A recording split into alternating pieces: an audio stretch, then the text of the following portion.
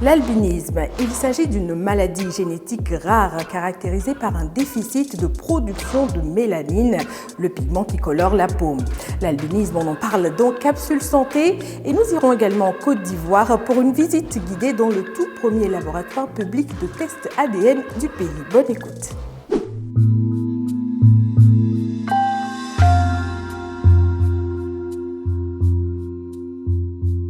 En Côte d'Ivoire, le tout premier laboratoire public de test ADN est installé au Vitib de Grand Bassam à une quarantaine de kilomètres d'Abidjan depuis quelques mois maintenant. Jusqu'à présent, la Côte d'Ivoire dépendait de l'étranger pour les analyses ADN de haute précision, la médecine légale, les tests de parenté ou encore pour les besoins des enquêtes de la police scientifique. Désormais, en quelques jours seulement, des expertises aux normes internationales peuvent être réalisées sur place. Julien Daé, notre correspondant en Côte d'Ivoire, s'est rendu dans ce laboratoire de pointe. Son reportage. Ce matin, nous avons rendez-vous au village des technologies, de l'information et de la biotechnologie Vitib de Grand Bassam. C'est ici que se trouve le tout premier laboratoire de test ADN de Côte d'Ivoire. Le professeur David Théa est le fondateur et gérant de ce laboratoire. Ce laboratoire est mis en place pour ce qu'on appelle service d'identification, pour identifier les êtres humains. Cela veut dire quoi? Tout ce qui est lien de parenté, tout ce qui est identifier des corps, tout ce qui est faire des enquêtes criminelles. Ce laboratoire est justement conçu pour cela.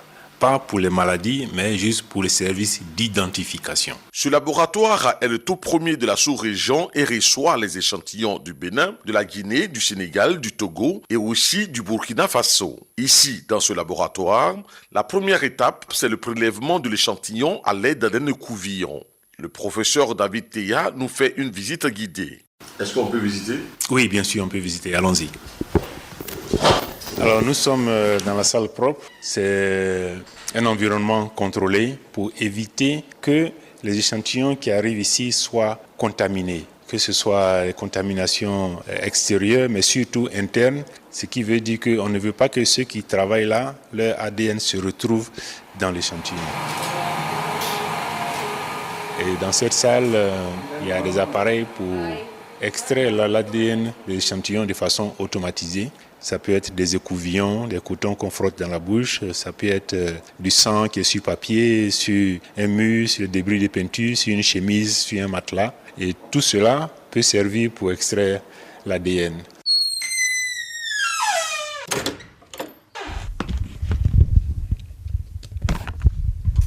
Puis vient l'étape de l'analyse des échantillons prélevés dans la salle propre, là où tout commence. Professeur David Théa explique. Une autre chose qu'on fait dans cette salle, c'est s'assurer qu'il y a une bonne traçabilité des échantillons, surtout dans les cas judiciaires, dans les cas d'enquête policière. Il ne faut pas qu'on fasse d'erreur afin que la défense rejette les échantillons. Il faut que tout soit bien fait pour que ce soit admissible en justice. Les cellules qu'on va prélever dans la bouche contiennent notre patrimoine génétique, notre ADN. Avec le professeur David Théa, deux jeunes passionnés de biochimie qu'il a formés sur place. Il s'agit de Hiram Di et Yasmine Stéphanie. Être parmi les pionniers, ça fait vraiment plaisir et j'espère que le laboratoire grandira et qu'on pourra encore former et accueillir d'autres personnes qui ont reçu la formation et qui rêvent de travailler ici. Franchement dit, je n'avais pas pensé textuellement à ce métier, mais j'ai étudié la génétique, donc j'aimais déjà le domaine et j'ai décidé de faire mes études dans cette branche. Donc ça a fait que lorsque j'ai eu l'opportunité, j'ai bien aimé l'idée de pouvoir travailler dans ce secteur. C'est vraiment bénéfique pour nous, vu que c'est une nouvelle technologie que nous apprenons. Donc ça nous permet de nous différencier des autres. Premier généticien moléculaire ivoirien, le professeur David Théa cumule 30 années d'expérience passées aux États-Unis. De retour depuis 2023 en Côte d'Ivoire, il compte désormais mettre son expertise au profit de son pays. Pour lui, ce laboratoire vient répondre aux besoins des populations. Avoir l'information que la médecine de précision, la génétique moléculaire clinique n'était pas pratiquée en Côte d'Ivoire a été le facteur déclencheur pour pouvoir revenir et et puis contribuer à les développer. Il y a le besoin de vérifier les liens de parenté. Ça peut être dans le cadre d'assigner les paternités ou de vérifier juste les liens de parenté. Ça peut être dans le cadre de succession. L'autre partie, c'est dans le cadre de la sécurité. Les viols sexuels, les braquages, les meurtres et tout ça. Depuis l'ouverture de ce laboratoire, une grande partie de la demande concerne des tests de paternité. Le professeur David Ateya et son équipe reçoivent en moyenne 4 échantillons par semaine. Avec une technologie de pointe et l'expertise du personnel, ce laboratoire a la capacité de traiter jusqu'à 900 échantillons par jour. Avec ce premier laboratoire d'analyse d'ADN, la Côte d'Ivoire ne se contente pas de combler un retard technologique. Cette initiative illustre une fois de plus que des solutions africaines existent déjà et qu'elles gagneraient à être connues, soutenues et amplifiées. Julien Daillé de retour de Grand Bassam pour la Deutsche Welle. DW. Capsule santé, seconde partie, on va parler à présent de l'albinisme, une maladie génétique qui touche la peau, les cheveux, aussi les yeux. L'albinisme peut prendre plusieurs formes en fonction des gènes responsables. C'est tout cela que nous explique Sourou Eric Tonto, le coordonnateur du programme de l'Association nationale des personnes atteintes d'albinisme au Togo, ANAT. L'albinisme est simplement défini comme une maladie génétique héréditaire qui se transmet par les deux parents. Ce sont les deux parents qui transmettent les gènes malades à leurs enfants. Ces gènes malades, justement, sont des gènes qui manquent de mélanine.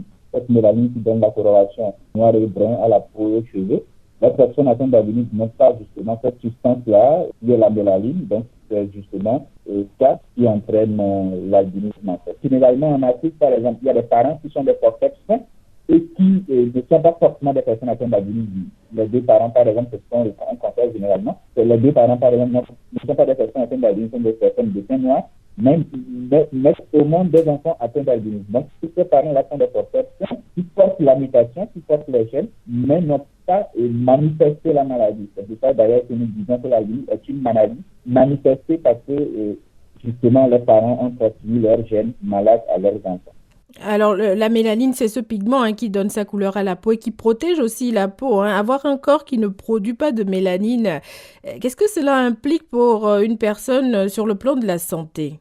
Cela implique beaucoup de choses, énormément de choses. Et comme vous l'avez si bien dit, la mélanine, c'est ce pigment-là, ou bien cette substance-là qui protège la peau contre les rayons ultraviolets du soleil. Donc, les personnes atteintes d'albinisme, et là, ce n'est pas seulement ça, elle protège contre les rayons ultraviolets du soleil, même dans la rétine, la mélanine rentre dans la formation de la rétine. Donc, si les personnes atteintes d'albinisme n'ont pas de la mélanine, par exemple, d'ailleurs, on ne voit pas bien, donc c'est une déficience visuelle.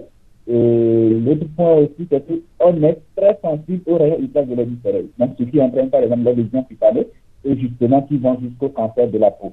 Et chez nous, en Afrique subsaharienne, par exemple, les premières causes de mortalité et de morbidité chez les personnes atteintes d'albinisme, c'est le soleil, c'est le cancer de la peau. Et donc, on l'a compris, les personnes atteintes d'albinisme sont confrontées à plusieurs problèmes de santé au quotidien.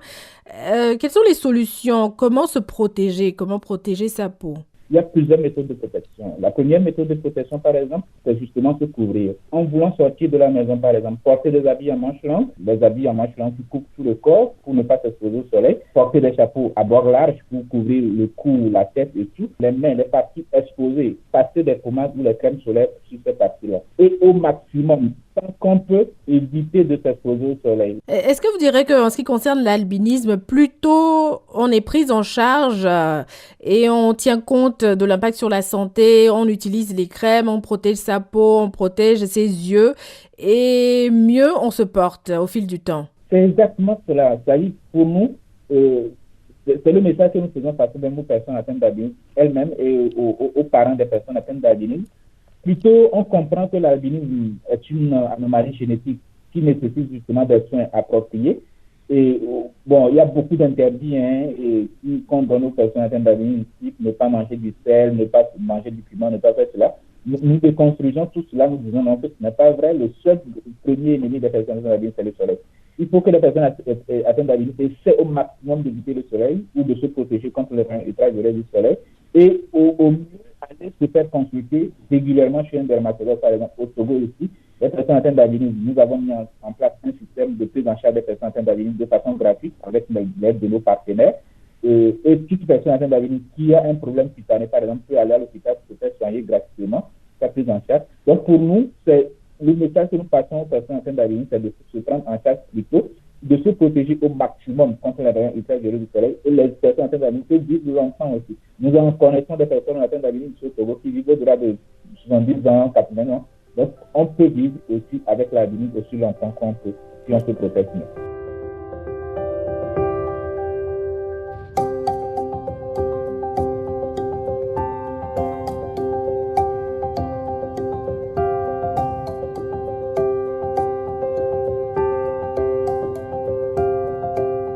Nous arrivons déjà à la fin de ce numéro de Capsule Santé. La semaine prochaine avec Sourou Eric Tonto, coordonnateur du programme de l'Association nationale des personnes atteintes d'albinisme au Togo. Nous continuerons de parler de l'albinisme. Quelles sont les croyances et préjugés qui entourent cette maladie génétique, l'impact psychologique, mais aussi et surtout ce qui est fait au niveau de l'association pour soutenir les personnes atteintes d'albinisme. D'ici là, si vous souhaitez réécouter ce magazine, rendez-vous sur les plateformes de podcast et aussi sur notre site internet DW Français. Au revoir.